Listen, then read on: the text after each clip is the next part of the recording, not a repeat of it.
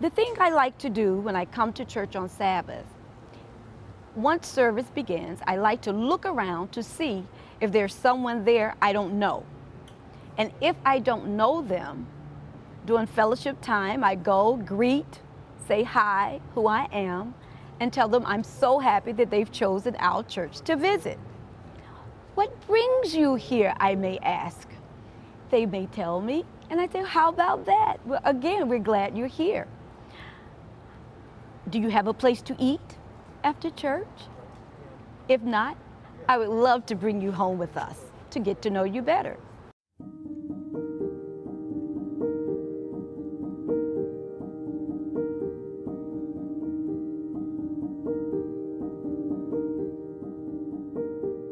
I sometimes will ask my wife, if I can ask a person over, and she'll say, of course, you don't have to ask me that. I say, it's just a courtesy.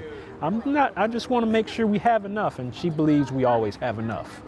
So that's what we do. Like you do when you're Adventist and you go to a new town, you're like, all right, Google the closest Seventh-day Adventist church. And so we did, and we looked it up. It was like February, super cold. We went to this church and walked in the door. Of course, we don't know anybody from anyone, just like anytime you're a stranger in a new place. And we walk in, and the greeters greet you at the door. But and I noticed this more the longer I was there, but the greeters were like, oh, you're new. I'm gonna have you meet the Robinsons. And it's like their go-to, like, that's the people they send new people to. You have to meet the Robinsons. So yeah, we came back, we ended up moving there, and we came back 4, 5, 6 months later and moved in, and the Robinsons were there, same invitation, week after week after week. Do you have lunch plans? Can you come for lunch? Yeah.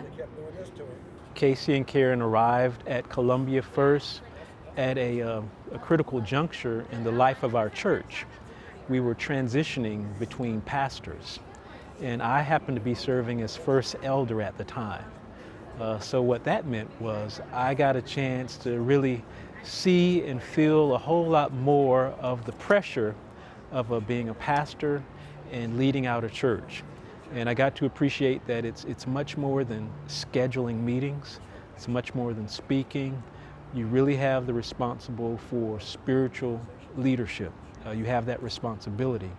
And I quickly recognized what a high calling and a challenging calling that was to lead and guide people in a spiritual way, especially given my lack of background in that area. So enter Casey and Karen to Columbia First, and we enjoyed having them for dinner. They seemed like very nice people, and as we talked more, I got a chance to hear more about Karen's background and her background as a pastor and her training in ministry and serving as a chaplain. And as I heard not only those qualifications, but I saw her as a person, I got more and more excited because she quickly became the most qualified person in the church for leadership. So it was my desire not only to be friends with them, but to say, Karen, I need help desperately. And she was the person to do that. She didn't elbow her way in. She didn't push her way in. She didn't demand a spot on the speaking schedule. As I recall, she said, Carlton, I'm happy to help. And that was the attitude that I really needed, her willingness and her preparation to help. So she was a godsend along with Casey at that time. So in addition to building a friendship, I saw, I don't know if I should say selfishly, but I saw, hopefully wisely, a person who was equipped for ministry. Now I work as a children and family ministries pastor at an Adventist church in Redlands, California. I have worked as a hospital chaplain, which is what I was doing at the time. But anytime you're working in ministry and things get difficult, it could go south really quickly. And it's really easy to get discouraged and to face a challenge that feels insurmountable, and to have people that are next to you to say, no, you belong and you can do this, and this is where God needs you to be. The Robinsons were those people for us, and I don't think I would have stayed in any form of ministry without that. I think there are certain people that are just really good at doing people. And I think that there are some people who can recognize that and see that, and if they don't feel comfortable doing people really well, they find the people that can and kind of direct people to those people. So like, I am a greeter at the door. I can greet you really well, but I don't really know what to do beyond that. So let me introduce you to someone I know can do this really well. And I think the Robinsons are those kind of people. They do people so well. They have open home and open hearts, and they're your number one fan, you know, like they're your number one supporter. And I think that people see that and recognize that. And so, you know, maybe it was easier to have someone else be the person to greet the new people at church, but I like to think, you know, they recognize that the Robinsons know how to do people really well.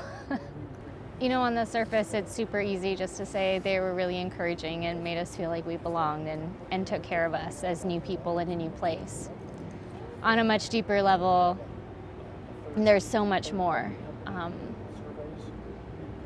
They brought us into their family. You know, when I had to have surgery and my husband was stuck working night shifts and couldn't take care of me after surgery, like Ingrid was the one who went to the hospital, and Ingrid was the one who was there and took me home, and I introduced her to the doctor as my mom, so that there, you know, this is my mom. Talk to her. She was the one that was there, but even more so, like, when you're hurt by other people and when you're hurting, they're the people that are there. They're the people that are there to lift you up and encourage you and defend you in a way that not many people would. And I think that if they had not been there, I wouldn't be here, because I would have left. And we need people like that. We need people like that.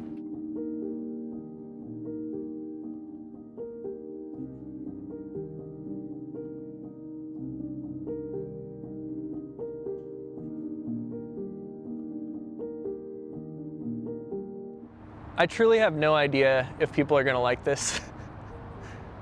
We've gotten good responses from the people that have seen it, but it's so different. It's not fast.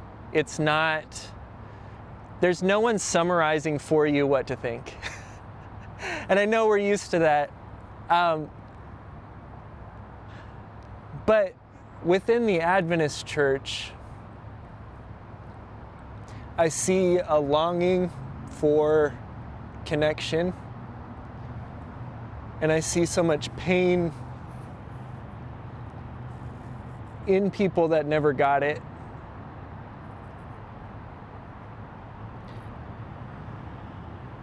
So what I hope is that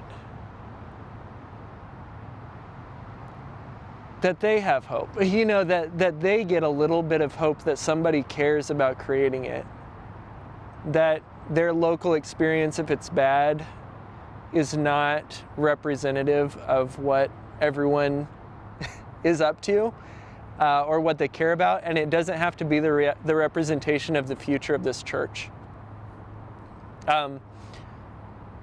That being said, any attempt at change will be met with anger. That's always going to be true. Anytime that you try to make things better or adjust the system that we have, it's going to make people really uncomfortable. And so,